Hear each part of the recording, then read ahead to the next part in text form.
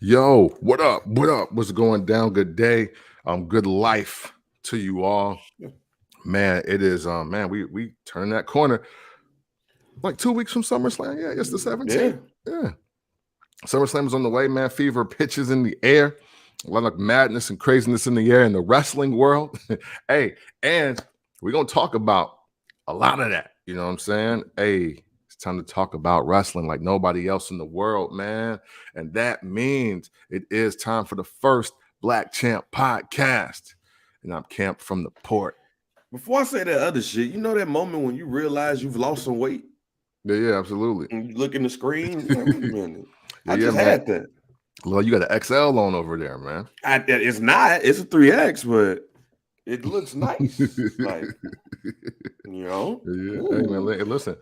You know what I've learned from my guy Bash is that hey man, healthiness and and just body type is what you want to look at, not the scale. He always say, hey, don't look Yeah. at the scale. Look at how you look though. He was like, yo, because he was like, I see you. He's like, I see it. I see it. I see what's happening, man. This is great. And I was like, yeah, but I'm still like this weight. He was like, nah, like it don't matter. He was like, how do you feel? How do you move? How does it look to you? And I was like, oh, you're right, man. I really gotta stay. I gotta stop trying to hit the number and just realize that the progress is real. Yeah, I mean, And well, salute to you because the progress is real. yeah, I mean, considering what the doctor told me, a couple of weeks ago, it better Mhm. be, we'll talk about that off there, but nigga got Okay. scared. But make sure Damn you it. rate, like, subscribe, download wherever you get your favorite podcast, and go ahead and get your merch. As you see, I am ready for SummerSlam. Yeah. You see, I got the Everybody You Like Ain't Over shirt going Got it. on right now. You know what I'm Camp saying? got the red on, so make sure you go and get that merch. If you're gonna be in SummerSlam, rock some first Black Champ. So go ahead, click the link in the bio, Yeah. get that merch, rate, like, subscribe to the Barbershop Digital, home of First Black Champ. I'm gonna kick off the show with some shit that I saw this morning. Just show prepping, trying to see if it was some other shit that I might have missed this week in wrestling, because it wasn't really a lot Yeah, no. of things that happened in wrestling this weekend, one of which we do have to talk about because it involves First Black Champ Okay. in a certain division in a certain company. So Mm-hmm. we'll be remiss to not talk about that. But speaking of Black issues, Mm. Black excellence, and Black love, Mm-hmm. came across this story this morning. Okay. All right. It involves Kurt Angle and Vince McMahon. Yeah. Anything that involves them two is going to be a wild story. Whether it's around Perks, Chris Benoit, Man.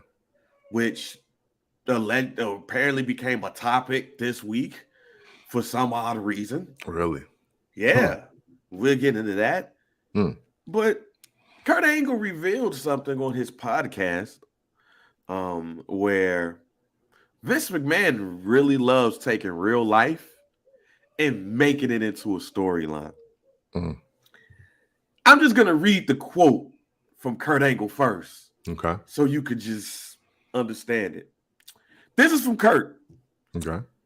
but I'm going to tell you this up front right now. I'm going to tell the whole world what's going on. Vince McMahon caught wind that I dated a couple of African American women in my past, just a couple. And about 17 years ago, he had me do a program with Booker T and Charmel while I was stalking Charmel, Booker T's wife. And now it's Jason Jordan. Wait. Wait, what? What the fuck? I'm going to read that again. Wait. This is from Kurt Angle. Okay, it's Kurt Angle. He's talking about it is before the Perk Angle days. Well, yeah. maybe the antithesis of the Perk Angle days. But I'm going to tell you this up front right now. I'm going to tell the whole world what's going on. Vince McMahon caught wind that I dated a couple of African American women in my past. Just a couple. I love the emphasis on just a couple. Right, right. I didn't go too wild. Right. I'll tell you all what that means later if we got time in the segment. Yeah, we do. Because this is a segment. I just a couple, not a lot. But about 17 years ago, He had me do a program with Booker T and Charmel while I was stalking Charmel, Booker T's wife. And now it's Jason Jordan. Yeah. I'm not finished. Okay. Then he talks about him having a son, and that son being Jason Jordan. According to Kurt Angle, Vince McMahon was inclined to turn backstage jokes into storylines. Jokes. Okay. And he decided to push Jason Jordan, Kurt Angle's son. Kurt Angle said, so Vince takes ribs and turn them into storylines. He just has this crazy, weird personality. And he just wanted to kind of rub it in my face. Hey, I know what's going on in your life. And we're going to make this a storyline. Yo. He was persistent. He wasn't going to let this thing die. He's going to keep it going. Read that again. I'm going to read that again. Okay. Yeah. All right. Because the first quote was just a couple. Just a couple. And this one, so Vince likes to take ribs and turn them into storylines. He just has this crazy, weird personality. He just wanted to kind of rub it in my face. Hey, I know what's going on in your life. We're going to make this a storyline. Look, I'm going to pass it over to you. Okay. Because I said I want to get your natural reaction to what I just read to you about Kurt Angle, his dating life, and showing up into WWE programming. All right. Well, hold on. Before we do that, the first thing I do want to say though is now I look at the Lana Bobby Lashley story a whole lot differently. I want to know who was joking with Rusev or Lana about, hey, would you ever fuck a black guy? and like Bobby looks like one of those bulls that be in the porn. Remember, that's what it made me think of. Remember, it was, I think we even named the episode Blacked. Yeah, yep. Straight up. That was our Blacked episode. I was like, yo, so which one of y'all got on X videos and watched Black or was on black.com and said, yo, that looks like Bobby Lashley and Lana. I'm going to ask them about this. And then they asked them about it while Vince is in Gorilla. And they're like, wait, hold up. What? That's a thing? That's a storyline? That's a whole site? right. Like, damn it, I think this will work. Like, whoa, what? Yeah. So yeah. And then Rusev lost his wife to a cuck. to a bull. He was the cuck. I'm sorry. But yo. So yo. And then on top of that, my number two thing for me was, hey, look, Kurt Angle has officially established himself as the white boys in the late 90s, early 2000s. That was like, I'm not really into black girls, but Halle Berry's pretty hot, dude. There you go. Yes, sir. You know what I'm saying? Like, I don't really like black girls, but, Aaliyah, she was pretty. She was pretty. I would have dated her. Because it was just a couple. Christina Milian, like she 100% black. And I was like, oh, well. Just a couple. That's like me saying, hey, I dated a couple of white girls in my day. Just a couple. Yeah. Yeah. Not a lot, Auntie, don't get mad. It was just two. Yeah. Auntie, it was just two.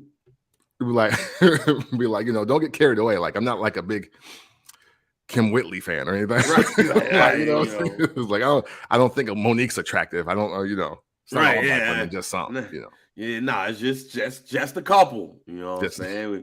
We went out, went on a couple of dates, brown sugar. Right. I mean, see, there's black women to white guys. There's black women that's brown sugar babes. Oh, yeah, absolutely. And absolutely. Kurt Angle, after reading that, Kurt Angle reminds me of that person, as you said. He's not going to go after every black woman. No. But it's that brown sugar babe where he just wants a taste of it.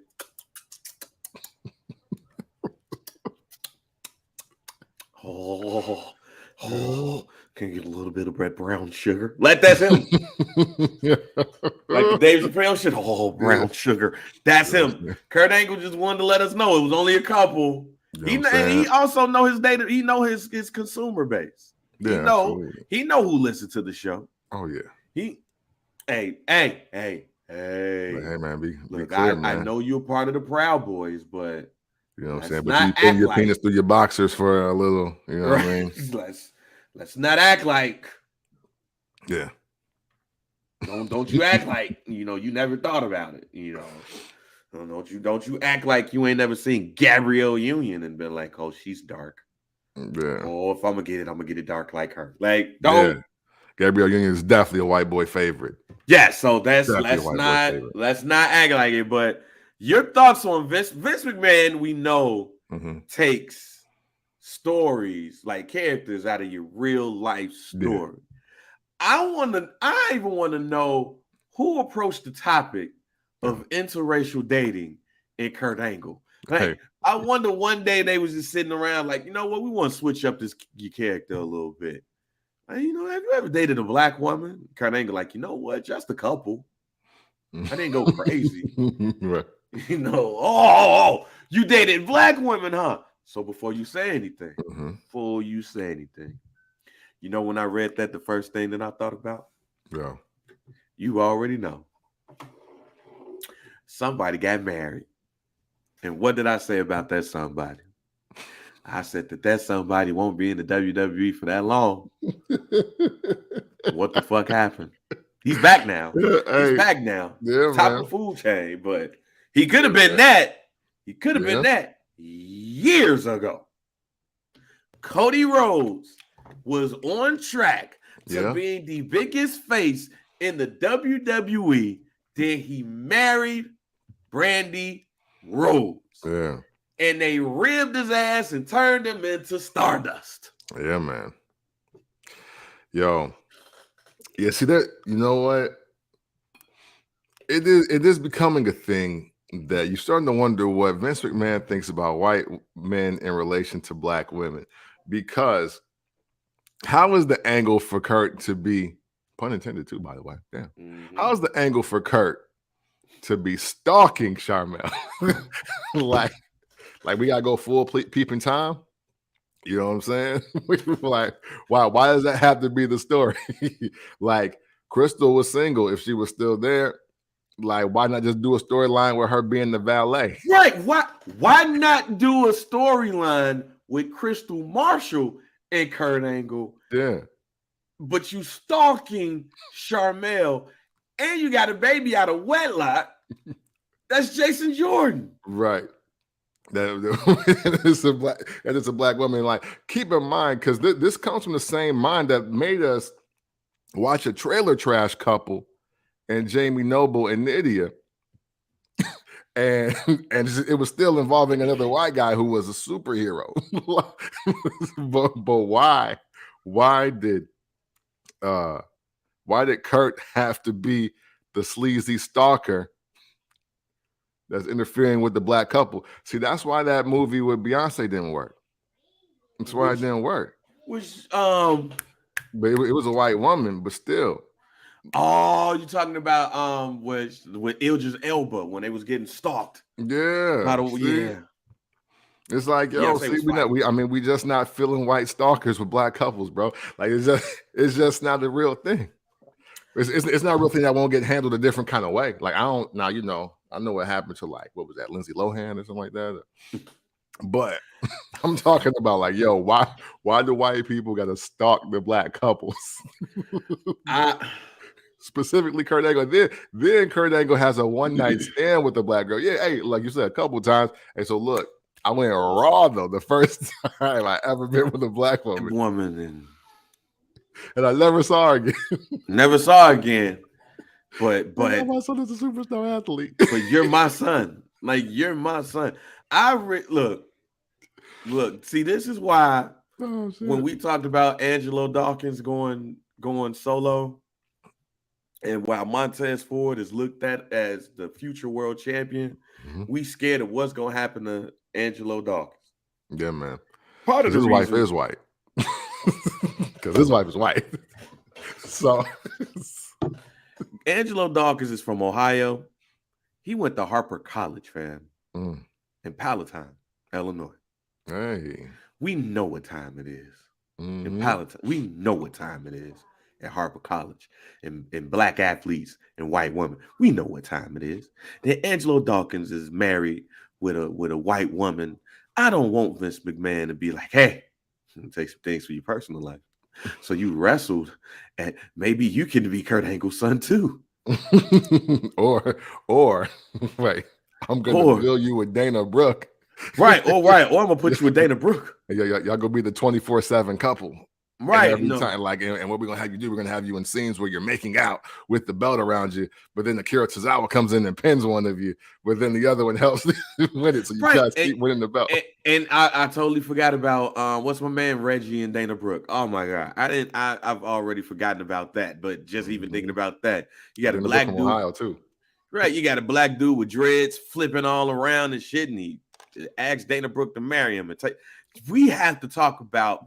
This is why we need more people in these buildings. Because if we're gonna have interracial couples or storylines, it can't be stalking and Maury Povich, fam. It can't be.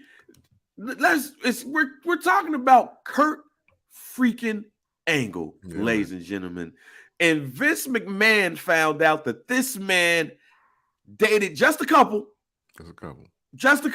of black women, and the storylines that he decided to put him in that are interracial based storylines is Kurt Angle, Olympic gold medalist, stalking Sharmell, and him having a baby out of wedlock with a black woman.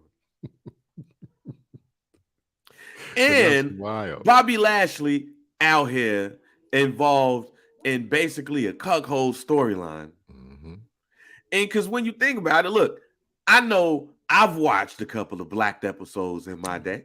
For sure. No, you have to. What do they look like? They look like Bobby Lashley and Lana. Yeah, they do. Like, Trent is so sexy, and I've never had a black guy before, but I'd really let him ride this train. You know, and the nigga don't even say shit. He just takes his hand and puts it out there, and then they fucking like, they'll be like, it'll be something stupid. It'll be so. Hey, you want to go to the post office? And then it was like, why? But they never make it past the living room. Like, yo, what the fuck? He just puts his hands out, and then next thing you know, he getting head. Like,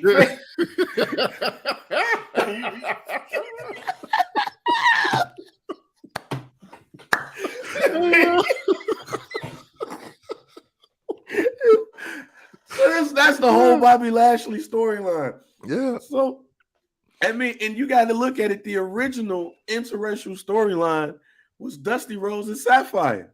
Hey, he pulled out the crowd and was dancing. And then what ended up happening? She went to the $1 Million Man. Yeah. Yeah, for a mink coat and money. You know what I'm saying?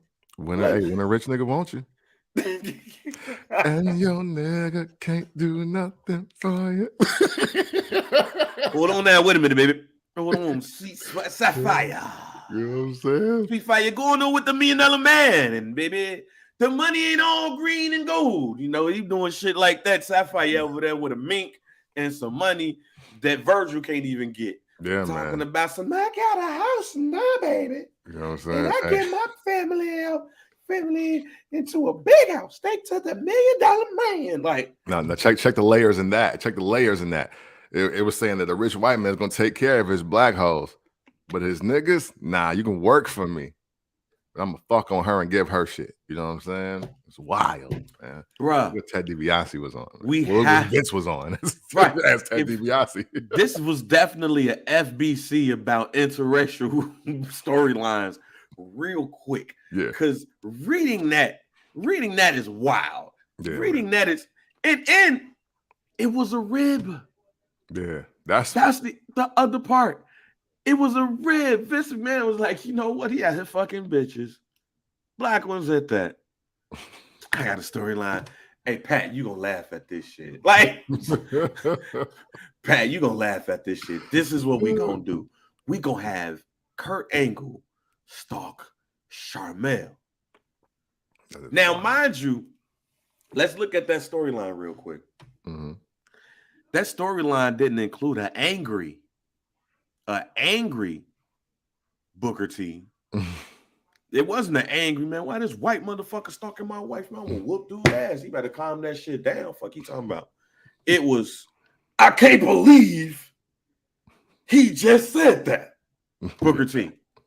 Oh yeah. This wasn't Harlem Heat Booker T. No, it was not. Damn. Yeah. See? Wow.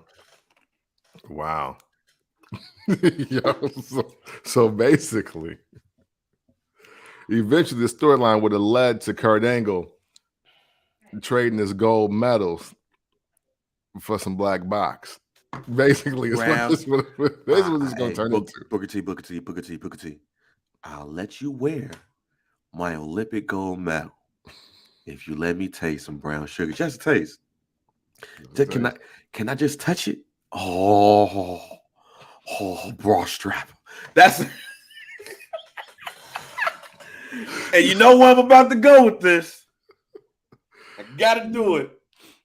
It's gonna fuck around and be a shirt, and at this point. Oh man. But you know who's entertained about that storyline, Camp from the Pool? Oh man. I think I know, but I just want you to let me know just in case I do not know. A group of people who look at black women and might not know how to touch them or know how to ask, but from afar, they love them. Yep. They cherish them. Yeah. White men, 18 to 34. Those two storylines are driven for white men, ages 18 to 34. Oh, is a black man stalking a white man stalking a black woman? Ooh, you know. I mean, the Stephanie McMahon shit was cool. Yeah. But this white men, ages 18 to 34. Yeah, oh man. Sharmell made the Hall of Fame for a reason, man. Look, wait a minute. Damn, I know a couple of us went wild during spring break and probably got us some brown sugar, babe. Damn, that MTV era was wild. MTV stream. Look, I saw the Girls Gone Wild doc. Oh, yeah, I gotta watch that. Watch it. Watch it. Oh my God, watch it. I might watch it again today. But it made me think, because it was nothing but white women. I ain't seen no black women. It was nothing but white women. Just, I get a Girl Gone Wild t-shirt. All I gotta do is show my tits. Mom, can I show my tits for a shirt? Hey, do whatever. Them same white dudes that was at MTV Spring Break in what was it, Corpus Christi, Texas, or whatever. Or Mexico, because MTV had a couple of spots. Yeah. It was that white dude named Brad who saw Say the Last Dance and was like, I want my version of that. Just the opposite. And it's spring break. Who's gonna know? Hey, Ted, who's gonna know that I slept with a black woman? Yeah, you're right. And then next thing you know, said black woman gets pregnant. And out comes Jason Jordan. That's what somebody in the WWE offices said exactly that. Oh man, because Kurt Angle, he won the gold medal in like 1996. So he was probably celebrating this shit. He probably went to a spring break after fixing his broken freaking neck, and he saw a girl named Shaniqua. And they had sex, and it's Jordan, Jason Jordan. Like, it's his. That's how it happened. Wow. But we can't go in that much of detail, but you know what I mean. That's probably what was that. And Vince McMahon said, that's just funny. That's red. Hey, who's gonna believe what white man age 18 to 34 is gonna believe that Kurt Angle accidentally had sex with a black woman and a baby came and it was Jason Jordan and they do the same moves? Well, you know what? A lot of white men ages 18 to 34 will have that conversation or have that question. But yeah, man, how come they ain't do this storyline with like a Tori Wilson? Or imagine if they did a storyline with a black man and Trish Stratus. Hey, you want to figure out how racist wrestling is? Let that happen. Let that happen. And she Canadian, and they would have been, and they would have known the wiser. And that's would have been that's what would have been the real kicker, right? Because white guys love Trish Stratus. Oh yeah. She Canadian at the end of the day. And interracial dating and right, and interracial dating in Canada ain't looked at the same as the way it is in the United States. I mean, hey, look at this. Did Sonny really get Farouk Assad over? I forgot about Farouk and Sonny. That's another one. That's another interaction. Oh, Meat. I was like, this looks interesting. Don't forget about Meat. Hey. See. And what was it? Was Jackie, Terry Runnels, and who was the third one? Was it It's not. Was it Ivory? Yeah. Wait, was it? Yeah, Ivory. Yeah. Because they were the women that really wrestled back PMS. then. They were PMS. Pretty Mean Sisters. Yeah, Pretty Mean Sisters. Mm-hmm. And then they used to get Meat. John Stasiak was a sex slave. Hey. See, man. I'm gonna read. So I'm gonna read one of the comments because it's only two. Whoever this is says, so Kurt Angle dated a few African American women. Who cares? And why was it so funny to Vince McMahon? Dating outside your race is a rib or a joke to an old senile micromanaging control freak rapist?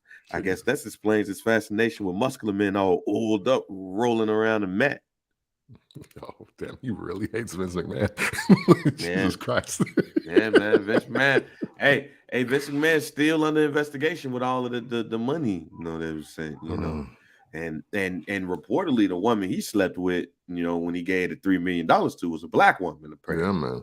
So maybe Vince McMahon was one of those people that was in that 18 to 34 demographic. Oh yeah. Yeah. No, that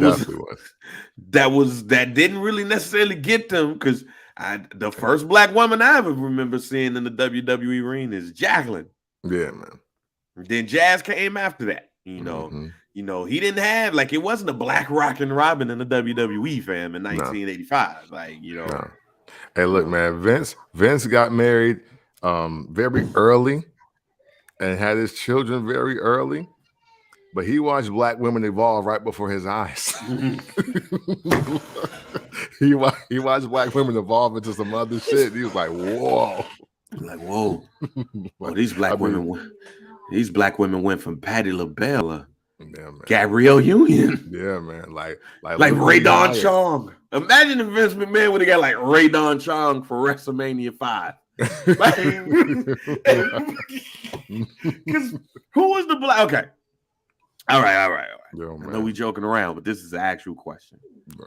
Who is the black woman that would have been like one of the guest ring announcers or some shit for Vince McMahon in the 1980s for like WrestleMania, from WrestleMania 3 to WrestleMania 6? I have two that come to mind. My thought, well, considering what we know now. Yeah, well, considering what we know now, okay, so we're going to use like the evolution of black women and all of this, and we're going to just put people in that time, or who in that time frame? No, who in that time frame? Because, he, like, it's not like Vince McMahon and... Go ahead. Oh, go ahead. No, go ahead. I was going to say that Vince McMahon in the 80s, I mean, he had the Cyndi Laupers and everything, but, he had Susan St. James and Vanna. And Vanna White and other people like that. So I'm trying to I'm looking, I'm like, I mean, he had Aretha Franklin sing, America the Beautiful and shit, and Gladys Knight, sing America the Beautiful at WrestleMania 3 and WrestleMania 4. But I'm thinking, like, who's the black woman in the 80s. Oh, and don't forget we saw Heather Hunter Yeah. on an episode of Primetime Wrestling. Yeah. So somebody had to know Yeah. who the fuck Heather Hunter is Yeah.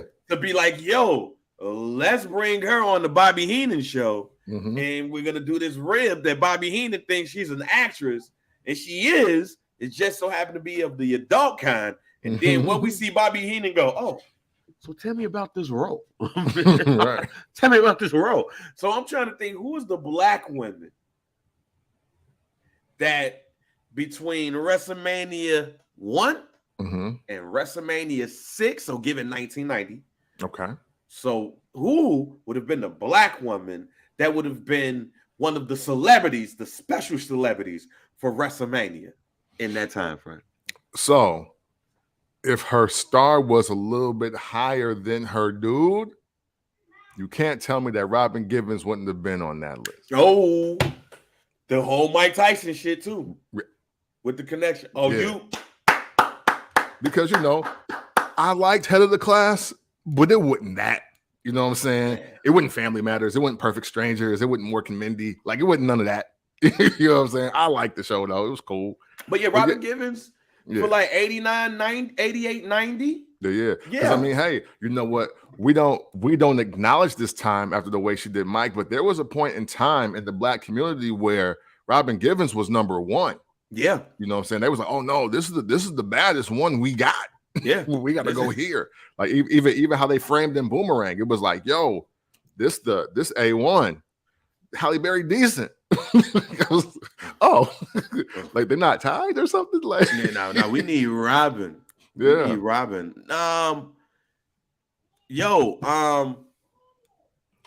Ray Don Chong. okay, Ray Don Chong Yeah. is one. But here's another one. Mhm. Vanity. Oh yeah, Vanity. yeah, yeah. Vanity seems like, Vince McMahon to be like, yo, coming up on Saturday night's main event, we have a special appearance from Vanity. Hey, yo, Vince McMahon would have moved the corporate office to Minnesota had he ran across Vanity. And Prince was like, no, that's cool. I got Carmen Electra too, right? Right, like, Yeah. Hey, man. Hey, Vanity, Ray Don Chong, Robin Givens. Yeah. Those are three black women that those if Vince McMahon really, really knew Mhm. about those, and it would not surprise me if Vince McMahon approached Robin Givens like, hey, why don't you be a special guest ring announcer? You know what I'm saying? We know the stuff with you and Mike, you know what I'm saying? It'd be great, come over to, be a special guest ring announcer, hold the mic for Hulk Hogan one time, or, Macho Man is going to be interview Macho Man. Ooh, yeah, Robin Givens. Ooh, Yeah. you gonna be the queen. Oh, Right, Sensational dude. Sherry don't get men. You could definitely You know what I'm be saying? more women, Right. You know what I'm saying? He did his whole thing. So yeah, y'all go check out that story, man. And that podcast. Check out the Kurt Angle podcast, the latest episode where you can hear all of that. But yeah, man, shouts out to Kurt Angle. And I texted this to my man A+ this morning. That's why his ass was so excited to be at Hot 104 in St. Louis. Okay. When I got Bella to bring him up there. He was like, oh, I'm in my element. So there's a couple of nice ones up in here. Hey, who was that? You know what I'm saying? Hi. You know what I'm saying? Right. Kurt Angle being at the Urban Station makes a little bit more sense right now. Oh yeah. You Yeah. So He was like, no, we real fans. We're not just fans of the storylines. Oh, y'all know who I am? Oh, that makes it even better. Like, I ain't even got to go through all that. I'm an Olympic gold medalist. I broke my neck in 1996 and still won the gold medal. And I'm a multiple-time WWE heavyweight champion, Impact heavyweight champion, all of that stuff. And I just signed with Bellator. No, you ain't got to do all that, Kurt. We know who you are. Even the black women do. He was, I ain't got to do all that? Oh, man. Got a little bit of that brown sugar then over there. No. Over there, no, man. Hey, man, First Black Champ, make sure you get that Yeah. merch, man. And make sure you follow us on Barbershop Digital. Follow us on Facebook. Join the group. First Black Champ. Also, FBC.pod, FBC_pod on Instagram Yeah. and Twitter. I had to Yes. get that out of there. Name of the podcast is First Black Champ. We got to talk about the first Black champions. Yeah, man. Tag team champions. Both of them Black, not just one. Yeah, man. Not just one and a white guy. The first Black champs, tag team champs in AEW history. Yeah. And I'm going to say one of the best pure matches involving big men too that I've seen in my history of watching AEW. The Young Bucks versus Powerhouse Hobbs and Ricky Starks versus Keith Lee and Swerve Strickland in a triple threat match for the AEW Tag Team Championships.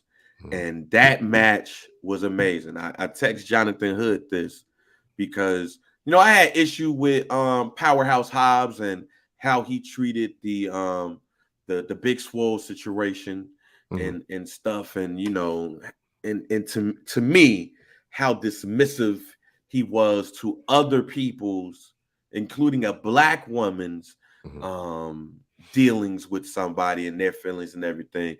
Yeah. And you know, I'm not about to you know, it's just like some things you just gotta, especially when it's somebody else's shit. Yeah. You know what I'm saying? You have to take that account. There might be some things that you might not have dealt with that they might have. And then as a Black man and as a big Black man, you probably not gonna deal with certain things on the surface. Right. Not facts. So it was certain things that I didn't like about that, but I'm not going to lie. That match was so great.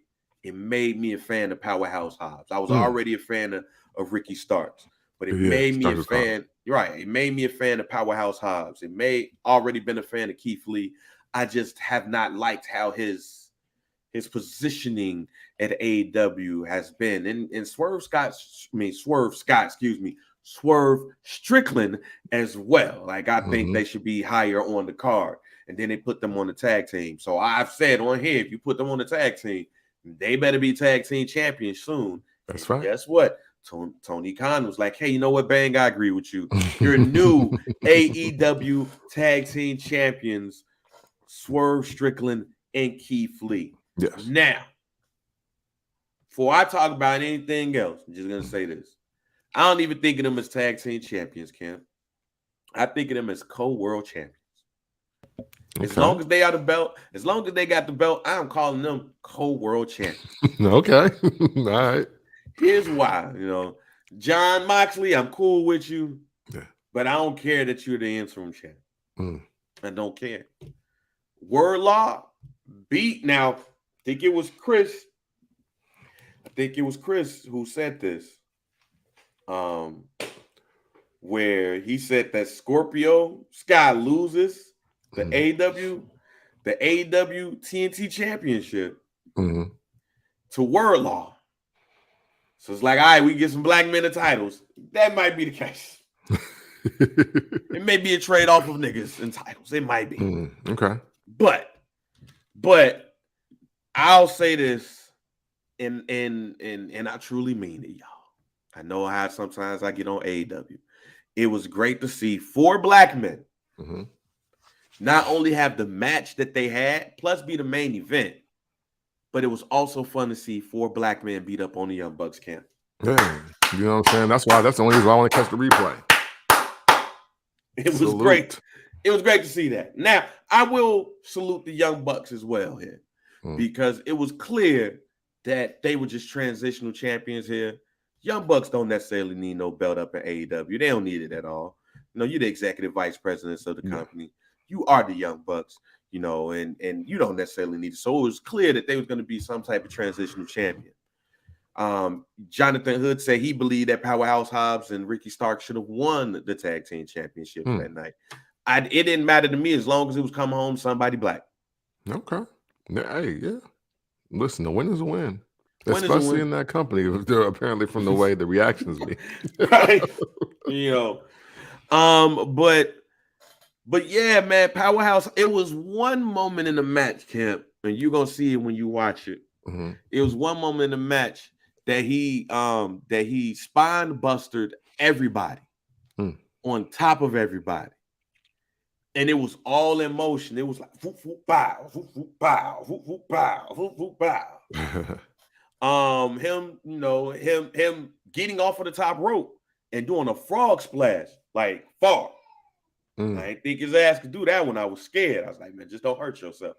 Right. Seeing Keith Lee do what he do, and Swerve is Swerve, you know what I'm saying? So he's gonna get off. So that's a match that I think everybody need to make sure y'all watch. Look at me saying watch an AEW match that does not have to do with blood and guts or somebody breaking their neck or anything. Man, it was a dope match. Watch it. Salute to Keith Lee and Swerve Strickland for becoming the tag team champions. And I'm now even more excited to see the 4 of the black men going up against each other. Okay. For the tag team championships, because eventually I see Powerhouse Hobbs and Ricky Starks defeating them 2 for the tag team championships. Okay. But I almost said, as from a person of color perspective, AEW has their Usos versus Street Profits, or their Usos versus the New Day. Got you. So that's another part about it too. Like, because all those matches crack. I've never seen a bad Usos versus New Day or Usos versus Street Profits match. And we're gonna get that again at SummerSlam. Yeah. So I'm interested to see the big dude versus the small dude, the big dude and the small dude versus the big dude and the small dude joint. I really want to see Powerhouse Hobbs and Keith Lee, big meaty men bumping meat.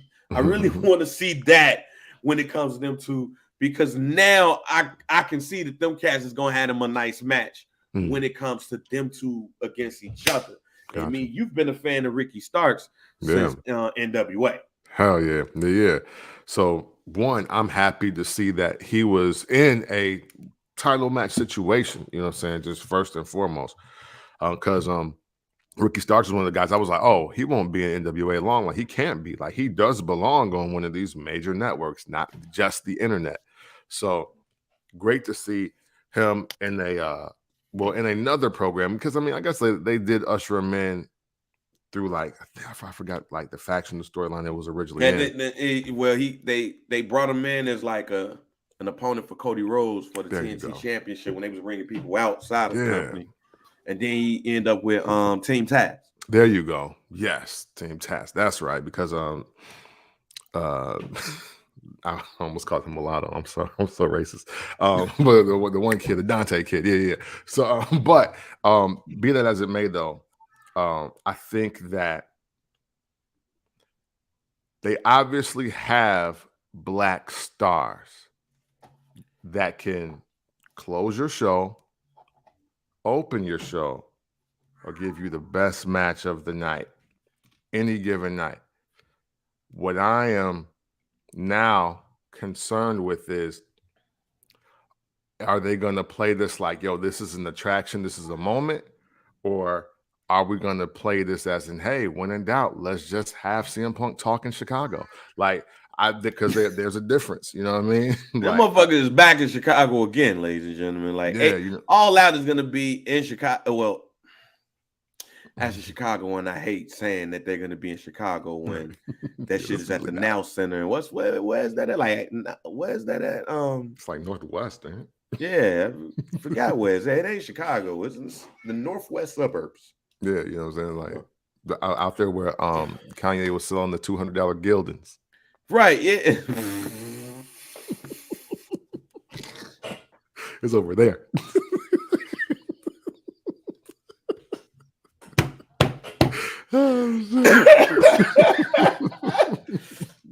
Hey, look, Mom, I just spent $500 on this T-shirt. Gilded, fam.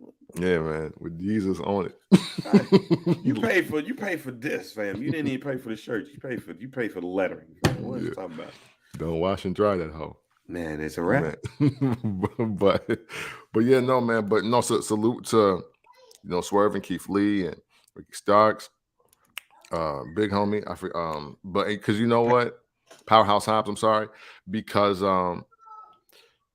I'm glad that there wasn't an overwhelming like Twitter backlash of like pandering or anything like that, because these are 4 black men, 4 black wrestlers that deserve what they're getting right now. Like they are. And as wrestling fans, what we got to do, what we got to stop doing, and what we got to do at the same time is that when Black folks get an opportunity, even if it is almost instantaneous or if it's just down the line, a quarter or two away, we got to embrace that moment, accept it, and say it happened instead of saying, oh, you're only doing that because, or it's about fucking time because whoop, whoop, whoop. And it's like, nah, let's just take in this moment. Let's be happy for the moment and let's build off the moment. That's how I believe Black wrestlers will achieve more success, specifically in AEW, because now you can't be like all the Black people own Dark. And that's it. It's like, no, we got tag team champions and we build them in the program. They were the highlight of a program or highlight of a night, and we're going to build off of that now. Ooh, excuse me. So I'm very interested to see where this goes. I won't lie. Now that I know I'm going to definitely see four Black people, 3 of them who I really liked beforehand, and 1 I'm just getting accustomed to, I'm more inclined to watch the program now because these are just people I want to see. Because contrary to popular belief, I don't really want to see the rest of the AEW roster like that. I'm not really into seeing Moxley in this space. I'm not really into seeing the Young Bucks at all. I'm not like, I wasn't the biggest Kenny Omega fan, but I hope he does heal and get better and all of that. But yeah, you know what I'm saying? Outside of like Sammy, I want to hear Jericho talk. I don't really want to hear him wrestle no more. So now you got some wrestlers that I actually want to see wrestle, and I'm with all of that. And to your point, before we move on, that's why I'm not too cool on all of these former WWE wrestlers, coming to AEW. Mm-hmm. I was more interested in seeing some of the pillars grow. And I've said this before. I always feared the WCW Saturday Night shit. Whereas not even the Nitro shit, the WCW Saturday Night shit, when you see all of these former WWE wrestlers, all popping up. Like I talked about, famously when Macho Man debuted, and he debuted on WCW Saturday Night, even going as far as to say, I don't want the Mean Gene Oakland up, got a scoop for y'all. Right. Former champion is on his way to WCW. Who can it be? Call 900-909-9900. Get all of the scoop on the WCW hotline. Like, I don't want to hear that, because then it was like every day it was Macho Man, and then it was like, jobbers, or like Coco Beware was the only nigga I've never seen in WCW. Think about that. He's maybe the only. I never remember seeing Coco Beware in WCW. No. Man, Rick Martel popped up with Patent Leather Black. Yeah, all right, joint song and stuff, wrestling Booker T for the TV championship. Like, I don't want AEW to become that. Now, are there specific people that I don't mind making that jump? Yes, there's specific people I don't mind. Formerly Cesaro, Claudio Castagnoli is one person that I said specifically, as soon as he popped up, that needs to be a multiple-time AEW champion right there. Now, I didn't say he need to fight for the Ring of Honor championship, right? Tony Khan. I said the AEW championship, okay? Yeah. But when you get those people coming in, you got a CM Punk as your champion and Jon Moxley as your interim champion. And then you got, Daniel Bryan, and like, all right,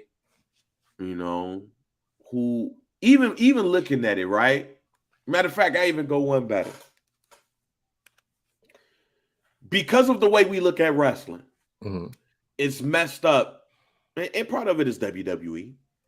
The WWE way of thinking. The only competitor right now for CM Punk that we would take seriously is Jon Moxley.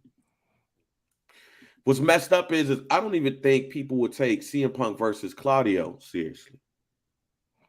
No, because, to your point, when you go back to WWE, it's CM Punk, who's still CM Punk. He's managed to still keep CM Punk allure to now Cesaro, who was the guy that we wanted, like we as the wrestling community. That's now Claudio. And you want it to be different, but it ain't. Right. And today's the anniversary of the Money in the Bank pay-per-view. CM Punk versus John Cena in Chicago. Today's that anniversary, right? 9 years, right? And I think it's 11 actually. It didn't happen in 20. Well, I thought it was 2013. My bad. Yeah, maybe but I say that to say like that is when I believe CM Punk became his biggest. Yeah, and it ain't coming down. Yeah, how all of that transpired is not coming down. And because of that, and because of how big a wrestler is, like we had no faith in Adam Hangman Page beating CM Punk. Yeah. We almost didn't have no faith in Daniel Bryan losing to Adam Hangman Page, but that happened. The bigger the wrestler, and the bigger you make, is the bigger the wrestler coming in, the more we like, all right, this person. So we was expecting CM Punk to win a belt. Yeah. We expected Daniel Bryan to be a champion. Like Jon Moxley technically is the first 2-time AEW heavyweight champion.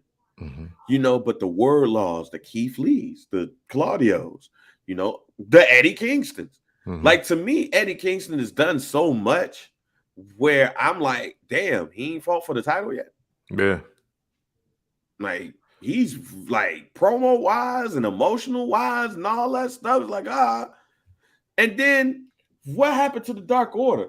Like the Dark Order went from, oh man, they could be scary, to, oh man, Bray Wyatt and gonna leave the death of, as Liam's behind me, leave the death of a certain wrestler alone here, because I'm not bringing that into play at this at all. Yeah. But Bray Wyatt is available. Oh, he's gonna lead the Dark Order. Like you looking at the Dark Order now, and like, what the fuck are they? You know what I'm saying? But when we first started this shit, they were supposed to be a faction to be scared of. Yeah. You know what I'm saying? And MJF is all but disappeared. I don't know if that shit true or not, what happened, but yeah, it's like, hey, listen, I'm trying to tell y'all that was not a work. I keep telling y'all that was not a work. But everything that you're saying, though, it definitely brought the question back to the front of my mind. Now, I'll be real with y'all. I haven't watched AEW, a full episode, in over 6 weeks, right? But what I do want to ask, because this might be the answer to your question. Wait a minute, that's the perfect advertisement right now. Yeah. That was the perfect advertisement. Yeah. And it's basically him saying, get your first Black Chap shirts for SummerSlam. There you go. You know what I'm saying? Time is ticking. Yes, might have to get the rush shipping. But asking that to say, who are the guys who are putting guys over in AEW? Because what you're saying is, it's making sense, but the word stagnant is coming to my mind, because if CM Punk is able to ride high off of the steam he picked up 11 years ago to become champ, and you have another guy who, although changed his name, but he's doing what he wants to do in Jon Moxley, he's still riding the fame of, hey, he's one of the guys from the Shield. So that's, you know what I'm saying? So he's going to ride from that, because the Shield only exists now in the memories of the people that were watching wrestling at that time. Like, everybody has shattered anything of the Shield around them. And so now they're still riding high on that. But when you talk about things like the Dark Order, see, the Dark Order, R.I.P. Brody Lee, but before he got there, that was 100% new AEW faction that was consisting of all AEW talent, first-time talent, quotations, first-time talent for everybody that was seeing them for the first time. And it seems like they are just missing the absence of who's going to help put this faction over some more, you know? And to me, when people were saying, oh, we'll put Bray Wyatt in there, that would make sense. That's still telling me that you're looking for people who already have fame and notoriety to put somebody over, and not somebody that's right there in the company that's saying, yo, I'm getting you over tonight. This faction, we taking this to another level. What we've seen is people join the Dark Order part-time. It was almost like telemarketing jobs. Like, yeah, I can get this little 400-500, but I ain't really fucking with this, so I'm out. You know what I'm saying? Or, you know, like pandemic, people 250 sign-on bonus, 500, 1,000, bet I'm gonna work long enough to get this bonus, and then I'm out. And that does make me think, it's like, it seems like a good number of, I don't want to say most of, a good number of the things that happens in AEW to get guys over is having them click up for a minute versus actually, hey, I'm going to win, lose, or shit on you. Because the one guy that definitely did it all the time ain't there, and that was MJF. I don't think MJF really needed his own faction. He was just like, no, I'm just going to shit on y'all. Even though they gave it to him, I forgot what the name of it was called. But even to your point, man, I don't know if it's messed up to say or not, but I've been more excited to see the New Japan guys go up against somebody for a title than the people inside of AEW.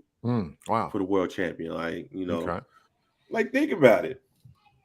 There's only been a handful of the champions of world champions in AEW. Like, it was Chris Jericho, and then it was Kenny Omega.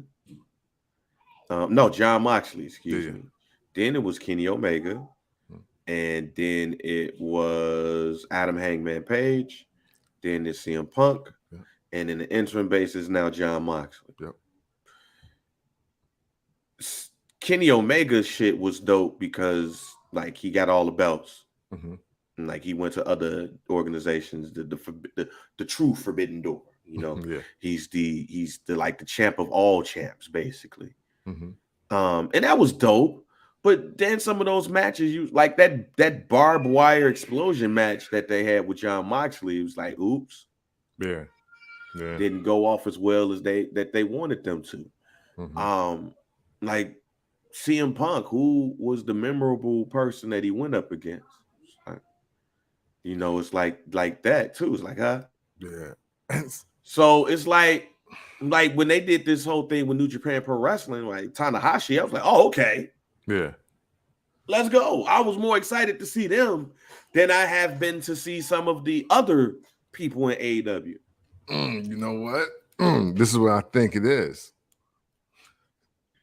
When you watch the New Japan guys go against AEW, you have no predeterminedness in your mind of any level.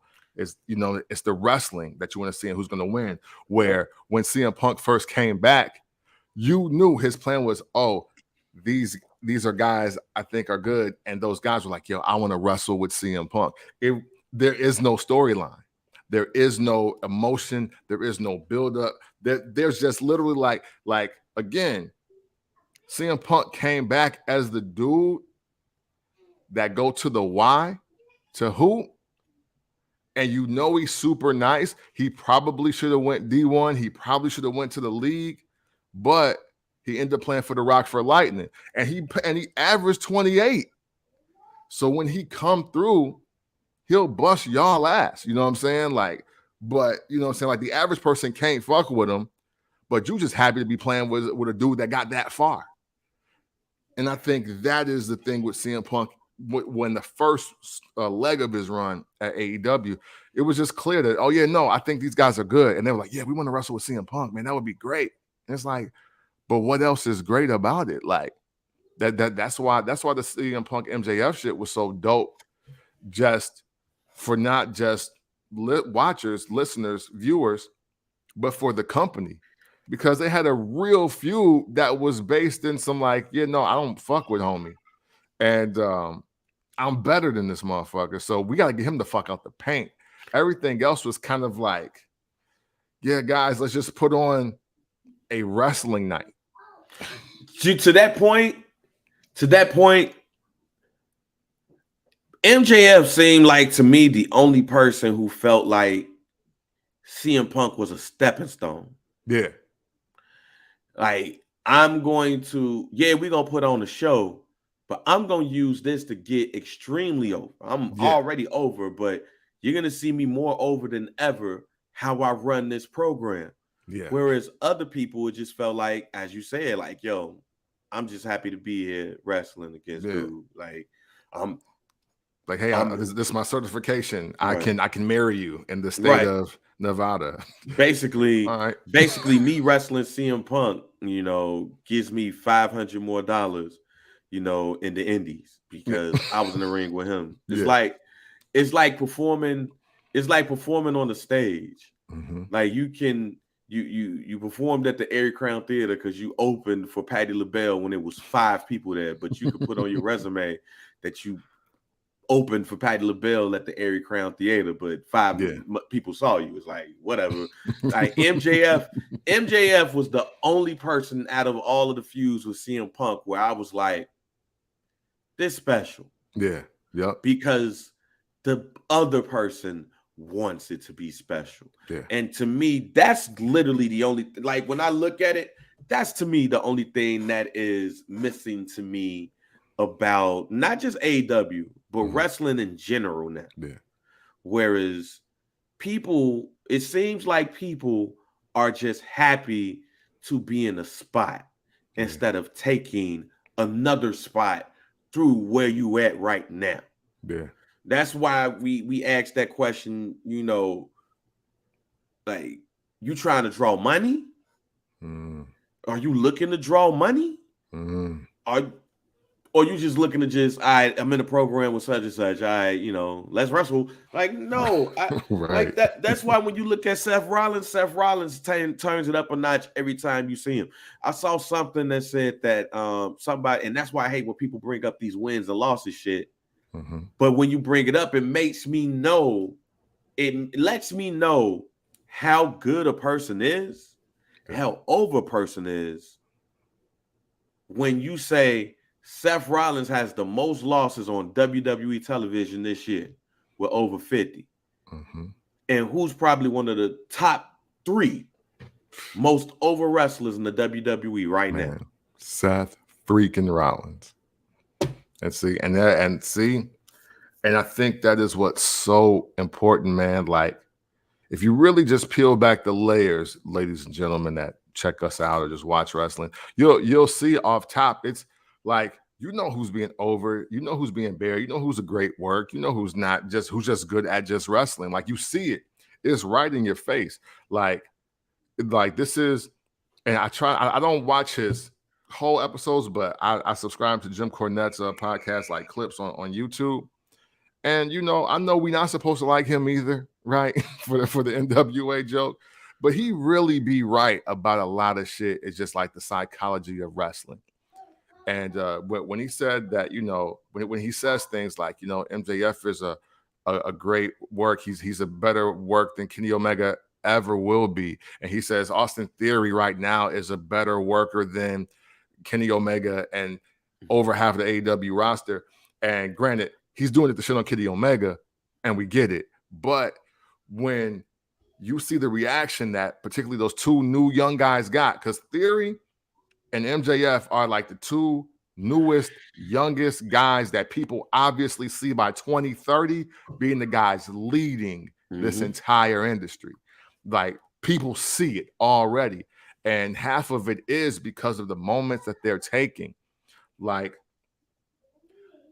we don't really believe in it yet, but the fact that Theory is out there while the Bloodline is in the ring with the Money in the Bank briefcase, like, yo, I'll fucking cash in. It ain't shit.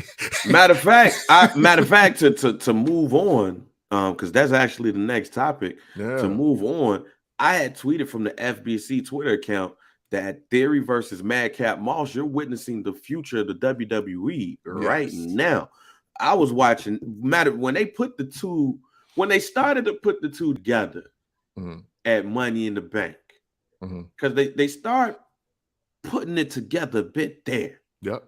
And then to see them go up against each other on Friday Night SmackDown, I was already thinking, that Theory is the future of the WWE. I've been saying that. I was saying that right before he got signed.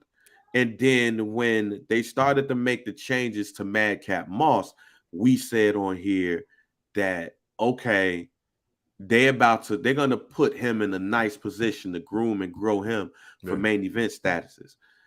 And I forgot who it was. I think it was Pierce, or it may have been Mills, who said, and I don't know if they was joking or not, but I'm going to take it as not joking. They were serious, where we're looking at Cena versus the next generation's Cena versus Orton. When you saw Madcap Moss versus Theory on Friday Night SmackDown this past Friday.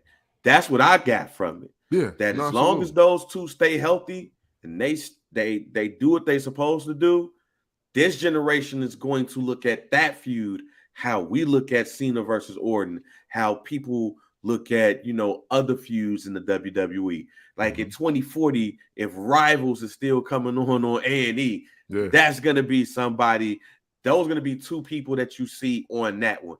We might, as older 40-year-old wrestlers, wrestling fans, some of us might not see it. Right. But for people who have a love for professional wrestling and know what the WWE does, you have two guys who fit the description of a WWE champion right now, in the Attitude Era, in the Ruthless Aggression Era. Two big, muscular guys. Vince McMahon loves that. Already got the Money in the Bank on Theory. He gave Madcap Moss the Andre the Giant Memorial Battle Royal. Don't know if that means anything, but at the same time, he put those two in a nice spot. And again, I think you saw the future of the WWE and Moss versus Theory. Yeah, no, absolutely. You absolutely did. And shit, I mean, hell, my guarantee for this week, I'm just going to cut to the chase, get it right there. As soon as they get Madcap Moss out of default, he's going to be in a world title program that year. Where, like, I don't know if it's going to happen at the end of the year, because, like, right now, music and black tights and boots and like that worked for Austin. His character ain't Austin level.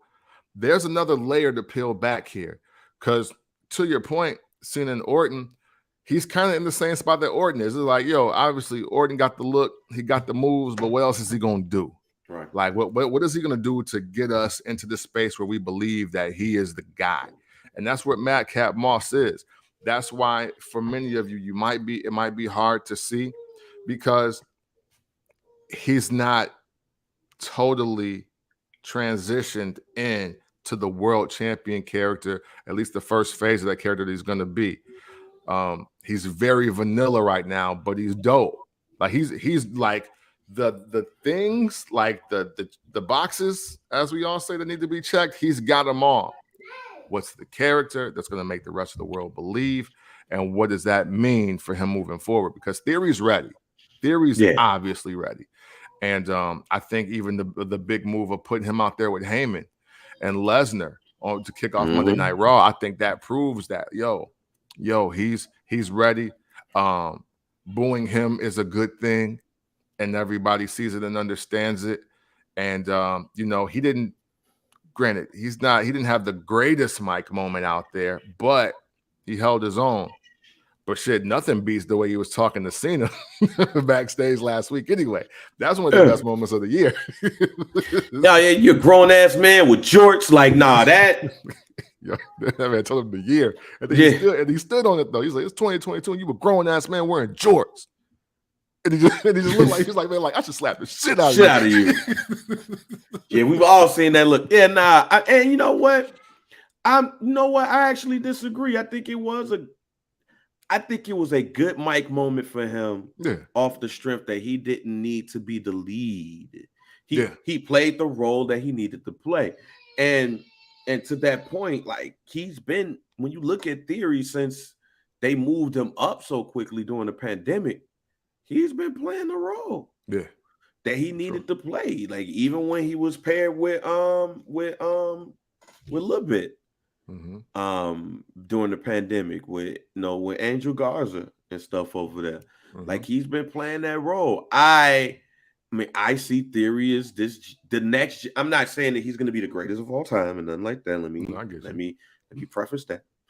But I see in 2030, I see Madcap Moss or just a Moss versus a Theory for the world championship at a major pay-per-view by 2030. And I think it's going to come quicker than that, being that we in 2022 right now. I'm just saying that by 2030, those two are going to be at the top of the food chain. And I think with Vince McMahon and company, because I got to put company in, as long as Vince McMahon is the head of creative, we got to use it. I think with Vince McMahon and Triple H and Shawn Michaels now and others in some type of creative capacity have done well is identify who's going to do what between 2025 and 2030. And you got a Theory, you got a Moss. If depending on what happens, you got an Omos. You have the Street Profits, or you got a Montez Ford. Like imagine Montez Ford versus Theory for the world championship in like 2025. Hey, very possible. Very possible. Imagine a Moss versus an Angelo Dawkins for the United States or the Intercontinental Championship. Or a Moss versus Theory, a Moss versus Montez Ford, because at least on the main roster, those are the people that I've identified between 2025 and 2030 that are going to be battling it out for championships on the main roster. I've identified those right there. Those are going to be your leads. Montez Ford, Theory, Moss, Dawkins, as far as like your young cats that between 2025 and 2030, you're going to see fighting for world or mid-card championships and MJF positions. MJF, once if everything goes the way it's supposed to go.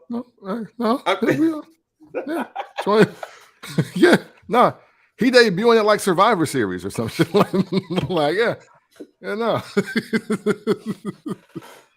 MJF. I think we've identified who in the WWE is going to be that generation stars between 2025 and 2030, and that's not even counting in to me a Carmelo Hayes and a Bron Breakker, who those are the two from the NXT roster that I identify as people that's going to be fighting for championships. I've said and I'll say it again that on Monday Night Raw after SummerSlam, Bron Breakker and Carmelo Hayes should debut. Because there's nothing else. There go two more. There's nothing else they need to do in NXT. Listen, man, I think in the process of just all this other just news between, just AEW becoming a thing and Tony Khan and Vince McMahon and all of his legal issues, people hate Stephanie, Triple H is sick.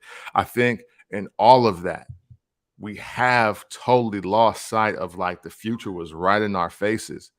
And, even though we didn't cover it at the time, see what's happening right now is why I felt Adam Cole should have stayed. Because granted, people call it body shaming. I call it superhero in training, whatever. But Adam Cole with Theory, with Madcap, in that mix, it just looks better for him. It looks better for him because these are the guys that are going to get pushed forward. Him against Carmelo Hayes, Bron Breakker, Montez Ford. Him having those strings of matches with the guys of tomorrow would establish for a lot of people why he is today. And I'm not going to say he jagged himself because everybody got to do what's right for them. Yeah, he with his fiance. Yeah, you know what I'm saying? Yeah, at the end of the day, he's with his fiance, he's with his friends. So I'm not shitting on his decision. But if you're really preparing for wrestling stardom, this class that's coming in, that they're going to end up calling these guys the 2022 or 2023 class. He was supposed to be in that class. Yeah. And now he might get sideshowed in all of this because every name that you've mentioned, Breaker, Hayes, Ford, Theory, Moss, they're going. As long as they don't rape a bitch, beat a bitch, OD, DUI, fucking, or are racist, they're gone. That is tomorrow. They're all tomorrow, and all they gotta do. Oh, and not get injured. I'm sorry, and not get injured. That's it. The moon is where all of those gentlemen are going to, and Adam Cole was supposed to be leading that pack. Yeah. So, but that's going to be interesting. Yeah, and that's a question I pose to the folks. Like, let's look at 25 to 30. All right, we're in 2022, so let's look from 3 years to 7 years from now, 2025 to 2030. Who do you see? Give us 5 wrestlers that you see leading the pack, and I'll say in AEW and in WWE, because in AEW, I believe by 2023 or I'll say by 2025, some of the people that we're looking at right now, the Moxleys, the CM Punks, of course, the Daniel Bryans, should have moved themselves out the way for the younger talent. So between so let me pose this question again. AEW, WWE, 5 wrestlers combined. Okay. Who's going to be leading wrestling in that 2025, 2030 time? Y'all can tweet us at FBC _POD, Instagram us at FBC.POD. Who's going to be the wrestlers in that generation leading the charge? And when I say leading the charge, I ain't talking about, oh, he's some great wrestlers, they can wrestle good. I mean, when you look at not only the wrestling world, but the mainstream world, the people that, that are out here getting it and being, being with the stars and everything and getting it in the ring, who's going to be that person? I can already tell you right now, number one is slotted is Bianca Belair. Yeah. But I've also said by 2025, Bianca Belair is going to be this generation's Pam Grier. So y'all take that the way y'all want to.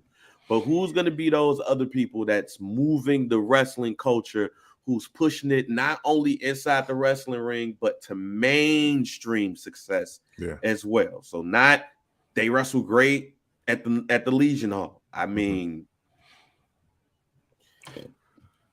man, listen, if they do it right, and I'm talking about both companies, because I believe this is one of the pieces that should move. That Britt Baker could get Tony Khan his next billion. If they play it right, man. Gross, that is. If they play it right, man, Britt Baker is the cash cow of that company, man. You know what I'm saying? Like, I get what CM Punk does in Chicago. I get who Moxley and Jericho are. I know what they're supposed to be representing. But at the end of the day, AEW is going to have to make money. They're going to have to make money. And she's money. You know what I mean? Like, in a lot of ways, she's who Carmella's supposed to be. And you know what's crazy about that? Well, about what we just said? We named 2 women at the top of the list. Yeah, man. So y'all figure it out. All right, man, before we get out of here, Sasha Banks is now taking dates. She's going to be at C2E2 out here in Chicago coming up soon, doing autographs as Mercedes Varnado. But it was a couple of things, right? A couple of things. One of which is that her reported cost to come to these events is a whopping $30K. Apparently that's online with the cast like Sting and others, and a little bit lower than Hulk Hogan's apparently, like they said. But Mhm. she's commanding $30K to attend these events, and people have started reaching out to her for dates. And she reportedly has said that she will not be taking dates until January 1, Mm. which kind of signals that, reportedly she has been released from the WWE. So it kind of signals that instead of a normal 90-day no compete, she's going to be no competing for the rest of the year. Mm. And then in 2023, she's going to start taking bookings. What's your thoughts? Well, one, now that I know the price range, that's kind of generous for where we are right now. It's kind of generous. so one, Sasha ain't broke, or Mercedes ain't broke. I also feel that there's something else coming for her. Yeah. Movie, TV series, I don't know. Something else is coming from her. And she and basically that was the precursor to yesterday's price is not today's price. You better book me for 30 bands now. Because after my next $1 billion box office movie hit, we having a whole different conversation. I'm going to go on a limb, and I don't know if this is a real limb. Mm. But Mercedes Varnado is going to be Batista, basically. Hey. And Batista out here getting paid. That man in his 50s, and he out here getting paid. I ain't got to say too much after that. And then the last thing is Survivor Series. SummerSlam is shaping up. We are 2 weeks away from the hottest year of the summer. How do you feel about this year's SummerSlam, which we will be in attendance? Yeah. Are you messing with what you're seeing right now? What's going on? Because Jeff Jarrett, Nashville's on.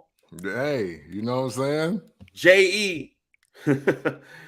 FFJARRETT. Jeff Jarrett will be the special guest referee for the Street Profits versus the Usos for the Undisputed Tag Team Championships of the world. Mm-hmm. How we like this build-up? You know what? Even though I do see like the oddness of people like Jeff Jarrett. Why is Jeff Jarrett? You know what I'm saying? even Pat McAfee's commentary at the end of SmackDown, I was like, yeah, that's funny. But no, Jeff Jarrett is him director of live here. events, Jeff Jarrett. Right, right. But Jeff Jarrett is him out here, and I don't know how many more Jeff Jarrett fans are going to be in Nissan Stadium, but I will say this: I expect something very special to happen for this SummerSlam, and I've been saying it since I knew that we had an opportunity to go. Like when I was like, oh yeah, okay, bet we're gonna get those. Bet we get in the 4-pack. Bet I was like, you know what? Something special is gonna happen at this SummerSlam. And I was asked why, and I said, well, one, it's in Nissan Stadium, not Bridgestone. I was like, and two, SummerSlam has now moved up the ladder as Premium Alive event number 2. It's almost like SummerSlam the second. WrestleMania the second, WrestleMania Junior, if you will. You know what I'm saying? And it's looking like we're packing the house with superstars. Now do something that people will never forget. Yeah, you can't be outside and not have something special happen. Right. Once they said it was at Nissan Stadium, even before you hit me with the, let's slide. Yeah. You outside, something special got to happen. Right.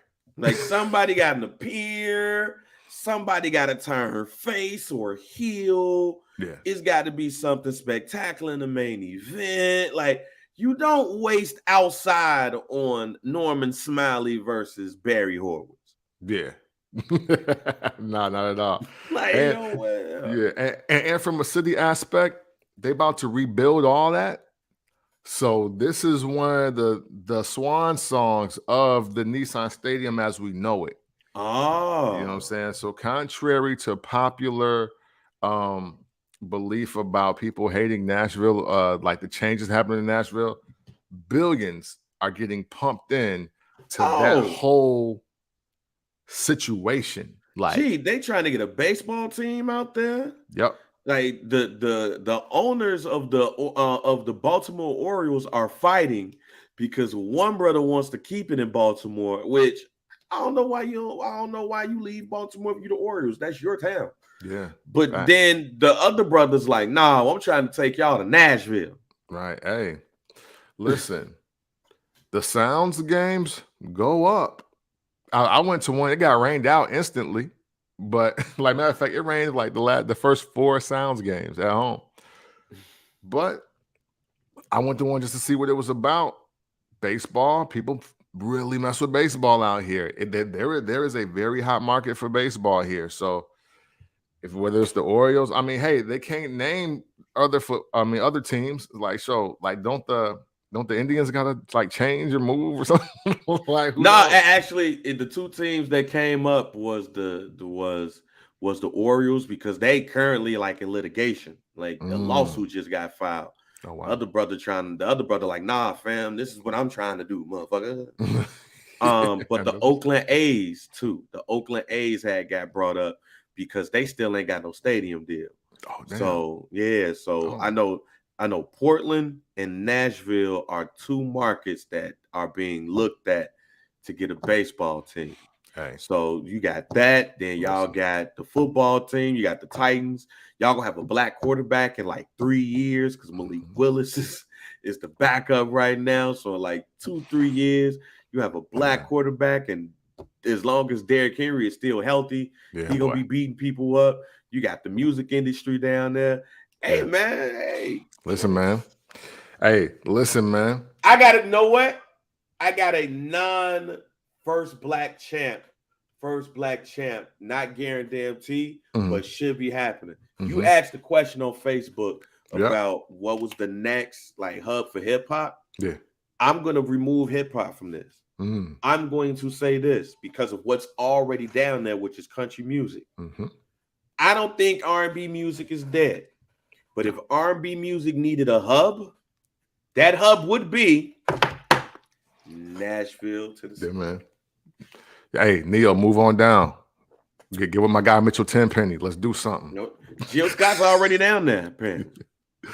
Hey, you know what I'm saying? Like it's a lot. Like I think I totally understand the my whole experience here, which is going up on 2 years, is seeing the people that are embracing change and hate adapting to change. This city, Nashville, is becoming one of them cities. Like pretty soon, Nashville is going to be in the top 10 conversation, but I'm talking about a conversation with New York, Chicago, LA, Miami, Atlanta, Houston. Like it's going to be in that conversation. Even though it is a mid-sized city overall, the strides it's making are to keep it like, yeah, you know what? We don't like being market 30 something, 40 something. We want to be top 15. We want to be top 20. And they're making the strides to do that. Now, yeah, inflation is real. Gentrification is real, as I talk to some of the natives. But the things that they are putting in here, it's becoming more metropolitan. It's becoming more melting pot. It's not honky tonk. Broadway is still Broadway, though. From what I understand, it's still Broadway. Country music runs Broadway. I'm not even mad or upset at the fact that country music runs the city. I'm actually not, because you see the maturation, because you know what? Country music feel that they behind. Like even the people behind the scenes, the executives, the program directors, the programming captains, all of it, they feel like, yo, how come, wildly enough, how come we're not doing the things that like urban radio does when people come? Y'all don't want to do that, fam, y'all. Right. Yeah, hey. But like it's the attention, the sales, the like, yo. Oh, okay. Yeah, you know what I'm saying? Now, don't get me wrong. I think the splits are a little better in the favor of the country artists, but country artists are also more prone to that indie route too, though. So the artists have the T.I.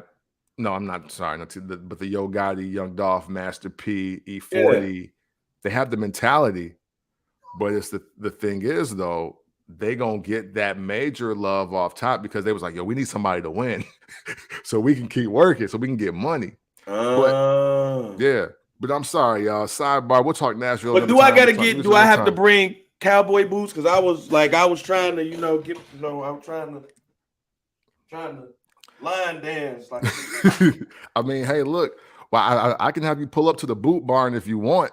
You know what I'm saying? But hey, I said, hey, look, them cowboy boots be Jordan prices and up. I'm just gonna throw that out there to you. So you do what you want with that. I'm straight. You know what I'm saying? I thought I was just gonna go in here and cop me a Stetson like it was nothing. That bitch was $700. So I was like, man, okay, I'm decent. I'm already doing a lot by traveling. Right. Yeah. So you know what I'm saying? Listen, you won't trust me, the people of Broadway look a lot less countryer than you think. Oh, wow. Yeah. Yeah, it'd be mad New Balance out there. So that means that the experience that we gonna get in Nashville for SummerSlam is gonna be dope. Facts. So yeah, I think it's gonna be a special night. So we're gonna see what happens with that. All right, man. We've basically given our guarantees here. Yeah. For sure. So shit, close us out. All right, man. Hey, thank you all for checking out the show live. Obviously, the likes, comments, shares, tweets, retweets, comments, quotes, shared links, conversations, and even conversation and debate. We appreciate it. We thank you for doing all of the above, plus some other things that I probably did not mention.